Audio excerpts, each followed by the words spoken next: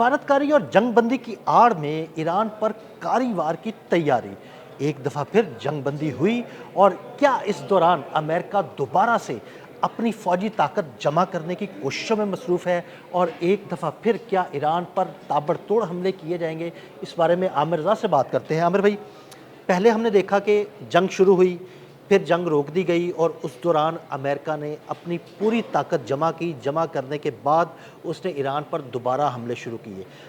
अब जब ये बातें सामने आ रही हैं कि अमेरिका के इंटरसेप्टर्स ख़त्म हो चुके हैं, असला ख़त्म हो रहा है, तो उसके बाद अमेरिका ने एक दफ़ा फिर जंगबंदी की। क्या इस जंगबंदी के दौरान फिर कुछ तैयारियां की जा रही हैं? अच्छा, पहले तो इस बात को समझ लीजिए अदील भाई, आप तो खैर समझते हैं, आपने ही मुझे बताया था। ये जंगबंदी एक तरफ़ा है। ये जंगबंदी है अमेरिका की तरफ से। बिल्कुल। ईरान की तरफ से आज भी जंगी माहौल ही है। ईरान इसलिए कि ईरान ने कहा था कि जब मुझ पर हमला होगा मैं उसका जवाब दूंगा।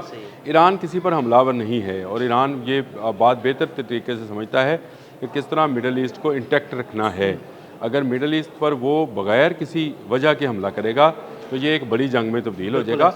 ईरान की जंगी हिकमत अमली जो है, मैं आपसे कल भी मैंने ये बात कर रहा था, आज भी कर रहा हूँ कि इसको आने वाले वक्त में वॉर रूम्स के अंदर पढ़ाया जाएगा। जब ये यूनिवर्सिटीज़ के अंदर होगा तो इसकी जंगी हिकमत अमली को पढ़ाया जाएगा।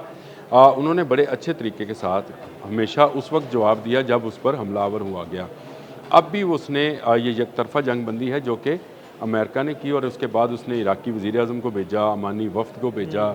अभी भी उसको कतर के लोग जो हैं ईरान के साथ राब्ते में हैं और इसका इस्माइल बकाई ने बाकायदा जो कहा है, तस्दीक की है कि हाँ, सालस जो हैं वो हमारे साथ राब्ते में हैं। लेकिन हमने अमेरिका को कोई इस पे अमन माहदे के लिए नहीं किया। असल में तो ये अगली जंग की तैयारी है जिसको समझना चाहिए। जब भी इनका ये कमज़ोरी दिखाता है, अमेरिका कमज़ोर होने लगता है, तो ये जंगबंदी करनी शुरू कर देता है और जब देखता है अमन की बातें शुरू हो जाती हैं। और जब भी ये मजबूत होता है, अब इनके पास क्योंकि कोई वजह नहीं रह गई थी कि ये यूरोप को इन्वॉल्व ना करें, उसके लिए इन्होंने पहले लंदन यानी यूके के अंदर जो है गवर्नमेंट को तब्दील किया। एंडी बर्नम को लेके आए और केयर स्टार्मर जो थे वो इनके बिल्कुल खिलाफ था, इनके खिलाफ था और वो इस जंग के खिलाफ था और वो इनके हाथ नहीं आ रहा था। लिहाजा वहाँ पर इन्होंने जो पॉलिटिकल जो थी उस तब्दीली की कोशिश की। एंडी बर्नम ने आते ही अपना जो है उनको अड्डा भी दे दिया और अपना वजन उनके पर्दे में डाल दिया। और अब वो कह रहा है, क्योंकि ये सबसे यूरोप का सबसे अमीर या बड़ा मुल्क कहलाता है यूके, अब वो कह रहा है कि 40 मुल्कों की एक कॉन्फ्रेंस की जाएगी। तो वहाँ पे 40 मुल्क इकट्ठे होने जा रहे हैं आपने हर्मज़ के लिए, यानी मुकम्मल तैयारी की जा रही है कि ईरान को। अच्छा, ये कहा ये जा रहा है ये आपने हर्मज़ के लिए इकट्ठे हो रहे हैं, मैं यही चले मान लेते हैं, ठीक है, लेकिन ताकि आज़ादाना पसे पर्दा जो साजिशें हो रही हैं वो भी अवाम के सामने आ जाएंगी। थोड़ी कहता हूँ कि ये पसे पर्दा नहीं है, ये तो यहाँ है। इसमें आप ज़रूर समझें कि अमेरिका की तरफ से वज़ीर जंग शिरकत करने जा रहा है, तो इसका मतलब ये है कि ये जंग की प्लानिंग है। बिल्कुल ऐसे ही है। अगर यहाँ पर जेडी वैंस जा रहे होते तो हम समझते कि पॉलिटिकल कोशिश है कि आपने हर्मज़ को आम तजारत के लिए खोला जाए। लेकिन डोनाल्ड ट्रंप ने जिसको नामज़द किया है उसका नाम पेट हेग्ज़त है, वो वहाँ वफ़द की क़यादत करेगा और वो जाकर जंग की बात, वो वज़ीर जंग है, वो जंग की बात करेगा। इसराइल का वो टाउट और पपिट है, इसराइल का टाउट और पपिट वहाँ पर अमन की बात नहीं कर सकता। तो ये एक तैयारी का, ये जो डोनाल्ड ट्रंप का बयान आया है ना कि हमारे पास असले की कमी नहीं है, वाकई नहीं होगी इनके पास। अमेरिका एक बड़ी ताकत रहा है, क्या ईरान के ख़िलाफ़ उनका सारे का सारा असला ख़त्म हो गया, लेकिन इसमें छुपे कोड को समझें। उसने कहा कि हम सफारतकारी को मौका देना चाहते हैं। इसका ये साफ लफ्ज़ों में मतलब ये है कि अगर सफारतकारी नाकाम होती है, जो कि इन्होंने अगस्त के फर्स्ट वीक में इसको नाकाम करार देना, ये जो मीटिंग हो रही है इसमें इन्होंने इस सफारतकारी को नाकाम करार देकर ही कहना है कि अब हमारे पास और कोई रास्ता नहीं है कि तमाम मुल्क मिलकर ईरान के सामने आ जाएँ। ईरान तमाम पर तो हमलावर नहीं हो सकता और आपने हर्मज़ जो है उसका अमेरिका को कब्ज़ा लेकर दिया जाए। ये वो बदमाशी है जो ये आने वाले दिनों में इत्तेहाद के नाम पर, ये आने वाले दिनों में दुनिया की तिजारत के नाम पर और आने वाले दिनों में मिडल ईस्ट को बचाने के नाम पर करने जा रहे हैं।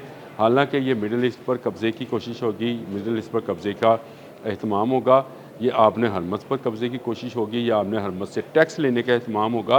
ये सारी चीज़ें जो हैं इसको बहुत बारीक बीनी से देखने की ज़रूरत है। ज़रूरत इस अमर की है कि इस सारे मामले के अंदर ईरान जो है वो किस तरह का बिहेव करता है।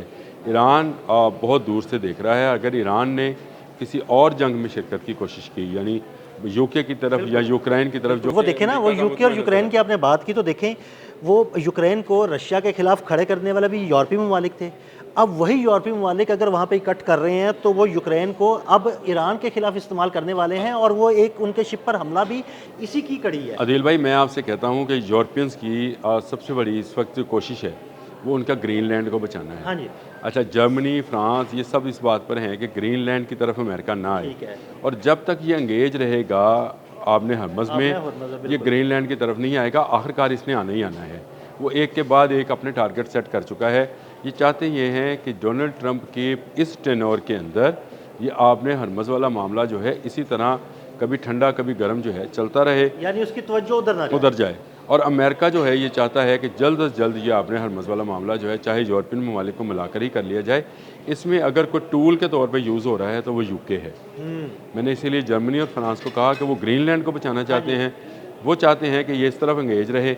अब देखें, ये 40 जो ममालिक की कॉन्फ्रेंस है, इसमें मुझे बताएं भारत का क्या तुक था? हाँ, कोई तो कोई आपने हरमज़ के साथ उसका कोई राब्ता, कोई डायरेक्ट उसका कोई नहीं था, यानी उसका इसमें कोई चीज़ लेनी देनी नहीं थी। लेकिन वो भी कूद पड़ा, उसने कहा जी 40 ममालिक में जहाँ बाकी हैं मैं भी आके शामिल हो जाता हूँ। तो ये सारी दुनिया जो है ये जंग के लिए इकट्ठी हो रही है। 40 ममालिक जो हैं ये जंग के लिए इकट्ठे हो रहे तो हैं। वो तो बड़ा दोस्त अपना कहता था ईरान को, अब वो देखिए वो इनके ईरान के खिलाफ ईरान भी इकट्ठा हो कहता रहा है। था, ईरान भी हाँ, कहता था लेकिन वो दोस्त ईरान के खिलाफ खड़ा हो ईरान गया के ना खिलाफ फिर। खड़ा- तो और इस- बल्कि इस जंग से पहले ही वो 26 इसराइल में को मौजूद था, 26 को वो वहाँ पे वहाँ पे था, और 28 को 28 को हमला हमला हो गया था। ये तो नरेंद्र मोदी जो है ये भी उसका भी जो जंगी किस्म का जहन है, और वो चाहता है दुनिया में इसी तरह इंतशार फैला रहे। इसीलिए वो 2025 को मई को हम पर हमलावर हुआ, वो तो हमने उसको ऐसा जवाब दिया कि वो लाजवाब हो गया। इसके अलावा जो कि देखें, यूके ट्रैप में है, जर्मनी और फ्रांस अपने आप को बचाने के लिए, यानी ग्रीनलैंड को बचाने के लिए है कि नॉर्वे का जो हिस्सा है ग्रीनलैंड वो अमेरिका ना ले जाए, इसको बचाने की कोशिश करेंगे।